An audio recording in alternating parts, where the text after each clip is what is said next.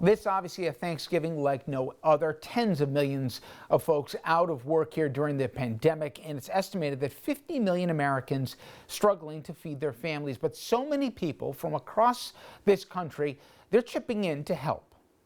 Tonight, the images, the food lines across this country, Americans struggling. And we remember what Feeding America told us months ago. I've never witnessed the system being more strained. And tonight, hi, David. Reminding everyone we cannot forget the need. We're especially concerned about the holidays and the winter ahead. About 40% of the people who are turning to us for help have never before relied upon the charitable food system. And right here tonight, the young people. Hey, David. Hi, David. Answering the call, the college students starting FarmLink, connecting farmers to food pantries to families. Hi, David. We remember Aiden Riley, 40,000 pounds of potatoes. We are working today to load these into a truck for food banks in California. Hey, David. Idaho potato farmer Doug Hess. I'd like to thank FarmLink for helping me move 125,000 pounds of potatoes that otherwise would have gone to waste to people here in America.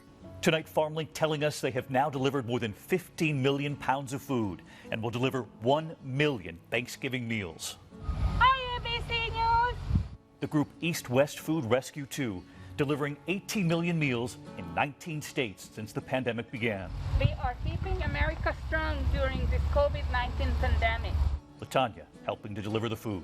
We're going to be delivering boxes to different displaced groups of folks that are definitely waiting for this food. And just in time for Thanksgiving, we're sharing thousands of turkeys to our community organizations. 8,000 turkeys for the holiday. And it's not just the food, the essentials. College students starting Give Essential for frontline workers. Hi, David. Co-founder Reen.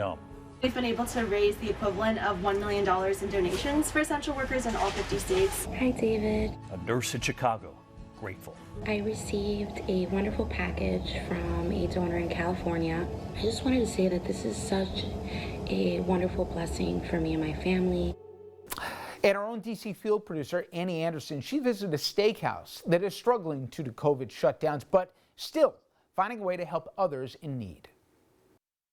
You can see all of these bags behind me. This is just a small fraction of the about 3,000 requests Medium Rare has received for Thanksgiving meals. All of this to try and make people feel a little bit more comfortable on what's going to be a different Thanksgiving. Packed airports around Thanksgiving are almost a given.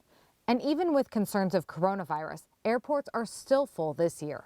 However, AAA estimates around 5 million less people will travel this Thanksgiving compared to last year. Much of that attributed to warnings like this. To the extent possible, keep the gatherings, the indoor gatherings, as small as you possibly can. We all know how difficult that is because this is such a beautiful traditional holiday. But by making that sacrifice, you're going to prevent people from getting infected. For Mark Bucher, the owner of Medium Rare, a steakhouse with 3 locations around Washington, D.C., that took on a personal note. Well, my father passed away a couple years ago at 84, and I knew that if my father had to be quarantined in his house, he wouldn't eat. His generation doesn't have a smartphone. They don't know how to order food delivery. They don't know how to order groceries online, and it would have been a real problem for my sister and myself. So, thinking that other people had the same challenges, I wanted to help. For Thanksgiving, Bucher and his staff are delivering holiday meals to anybody who's over 70 and spending the holiday alone. What started out as maybe we'll do a couple hundred meals has turned into a couple thousand meals, but that's okay. We're in it to win it. But this isn't new for Bucher. His restaurant has been providing meals for people who need them since the pandemic started. Anyone who needs a warm meal should have a warm meal in the world I'm in. And that 10,000 meals later, we still do it. Along with meal delivery, Bucher's making sure kids stay fed as well. The first question was, where are they going? They're going to the parks and rec centers because that's where there's free Wi-Fi. So I then woke up one morning and said, let's put food in parks and rec centers because that's where the kids are. And we delivered now every day, thousands of meals every day to parks and rec centers to make sure these kids can eat.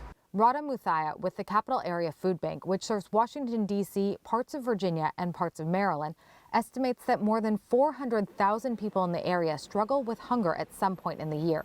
with 1/3 of those being children. We've gone from about 400,000 individuals who are food insecure before the pandemic to a number that's closer to 600,000 individuals now. So you see the tremendous growth in the number of people who are food insecure, many of whom are first-time food insecure, those who managed to get by paycheck, to paycheck before, but now with one less paycheck in the household or fewer hours of work, they are finding it difficult to make ends meet and put food on the table.